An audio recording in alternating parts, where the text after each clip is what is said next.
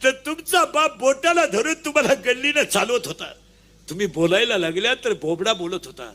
आणि तुम्ही लई रडायला लागलेला पोरीला लई रडायला लागल्या ना, तो गाल ओढायचा, मुका घ्यायचा तुमचा.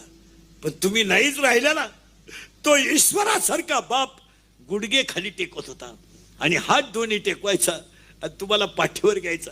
घोडा झाला होता तो घोडा. एक हात वरती धरायचा आणि अख्ख्या घरात फिरायचा. पोरीनं तुम्ही जेवत नसले ना, तो एक हात चिवला देत होता आणि एक घास मुलीच्या तोंडात घालत होता.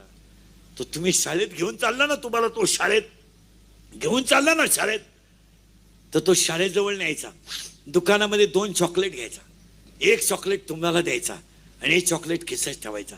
शाळा सुटेपर्यंत पायरीवर बसून राहायचा आणि बोटाना येताना घेऊन यायचा.